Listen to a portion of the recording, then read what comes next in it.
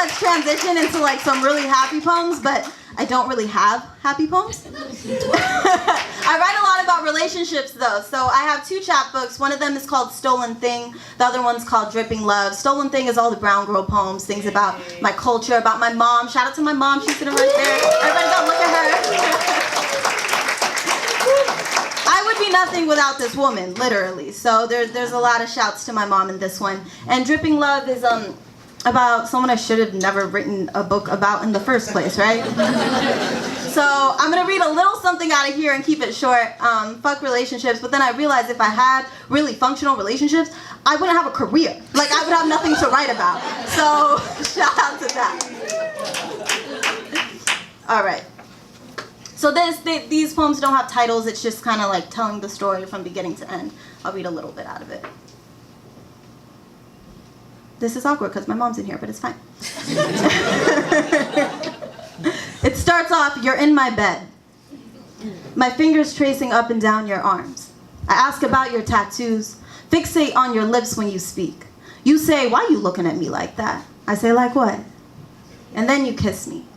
Find the soft spot under my rib cage and remind me that I'm still ticklish with you. Even my laughter is naked.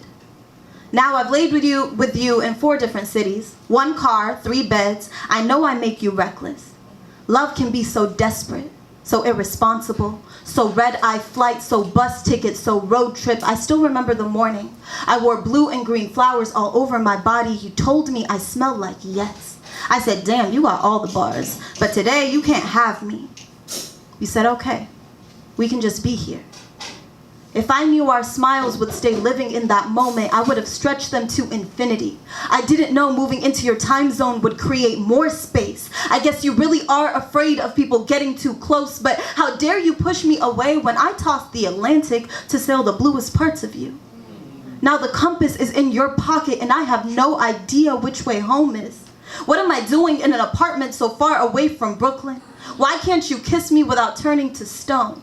Your masculinity is a tightrope, my love a trampoline, but honestly, I didn't sign up for the circus and I'm all out of pretty things to say. I don't have the energy to dip my words in sugar before I speak anymore. I am an acquired taste, a bilingual tongue. I am black cumin and dark red saffron powder. You claimed your mouth fireproof. My eyes are running faucets. Your hands nowhere to be found. Your hands still stuck in memories of her hair. And we pretend like you didn't choose me just to fall in love with her again. There's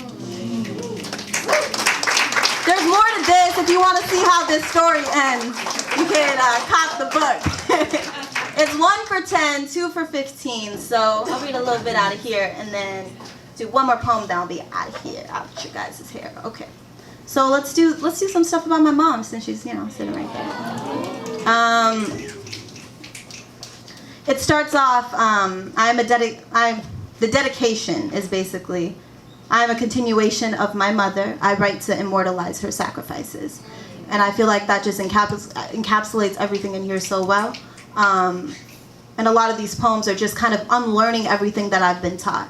And coming to terms with the fact that I ain't perfect at all. So let's do a little something about that.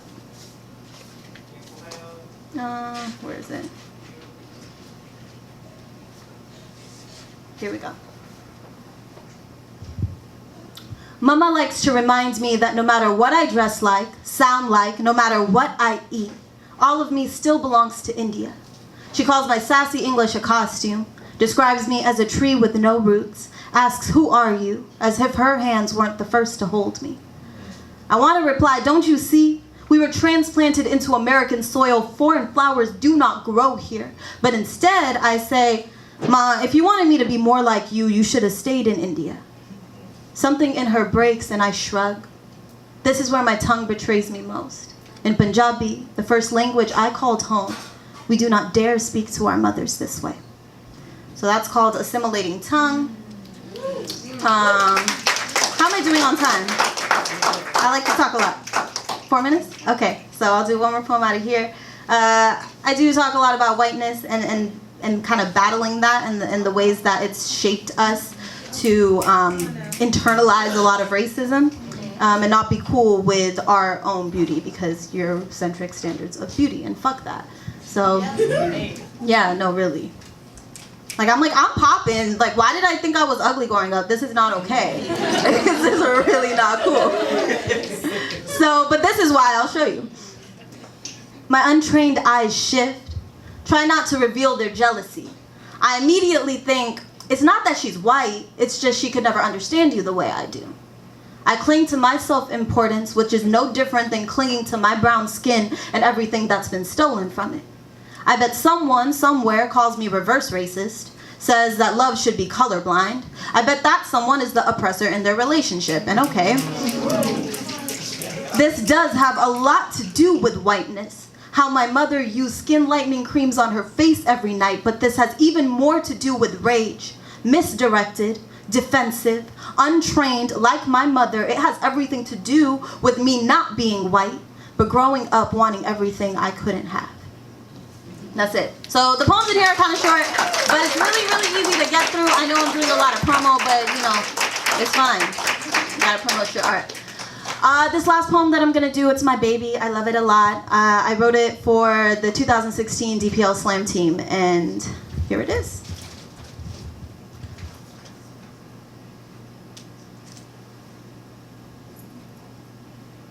I'm trying to remember the first line.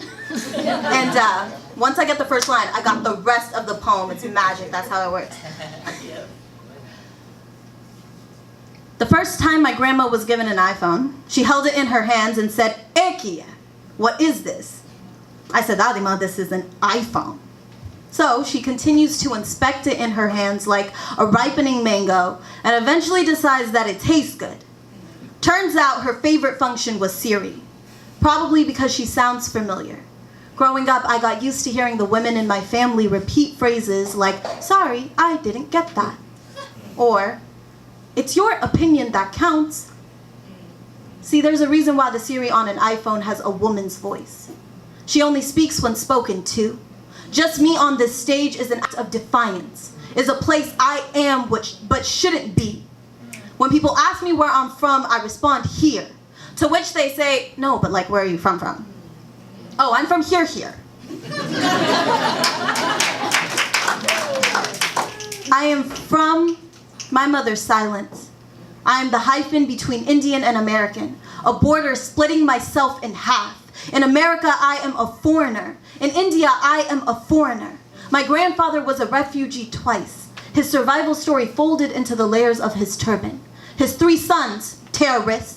My mother, the wife of a terrorist because she is only ever a wife, and my father, only ever a terrorist. When people call my family Al-Qaeda, I forfeit my fuck you to fear. Shut up like they want me to. Tell me, how is this not violence? I am generations of white men fucking their way into my complexion. My hands are flags waving at the same men who conquered me like a country that never intended to belong to them. And isn't that how I lost my voice in the first place?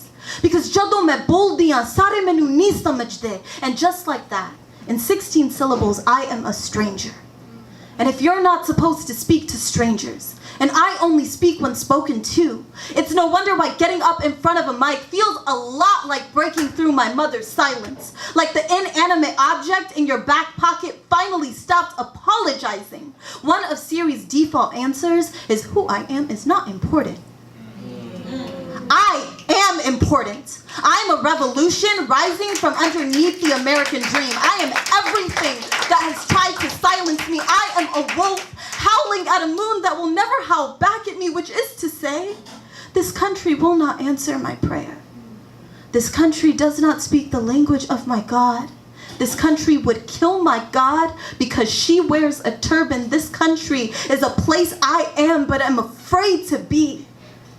This poem is proof that I am here. When people ask me where I'm from, I will still respond here. I mean, wasn't Columbus looking for India in the first place? Thank you guys.